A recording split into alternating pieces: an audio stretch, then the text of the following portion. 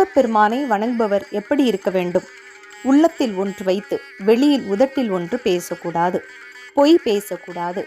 இரக்க சிந்தனையோடு அன்பின் வடிவமாக இருக்க வேண்டும்.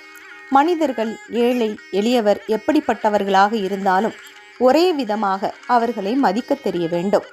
பிறருக்கு மனம், சொல், செயல் இவற்றால் ஒருபோதும் தீங்கு இழைக்கக்கூடாது. பிறரை இழிவுபடுத்தி பேசக்கூடாது.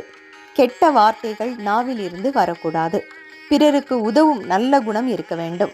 ஒருவன் கெட்டவனே ஆனாலும் அவனை மன்னிக்கும் நல்ல பண்பு இருக்க வேண்டும். இவையெல்லாம் இருப்பவன்தான் உண்மையான முருக பக்தன். எல்லோரும் விரதம் இருக்கிறார்கள், நாமும் விரதம் இருப்போம் என்று மற்றவர்களுக்காக வெளிவேஷம் போடக்கூடாது. அழுக்கு சிந்தனைகளான அரக்கர்களை நீக்கி நம் உடலையும் மனதையும் தூய்மையாக வைத்துக் கொள்வதே மகா கந்த சஷ்டி விரதம். முருகப்பெருமானை உள்ளம் உருக ஊனுருக வேண்டி அவனை தஞ்சம் அடைந்தால் அவன் நம்மை 12 கரங்களால் காத்து நிற்பான். ஓம் சண்முகா போற்றி.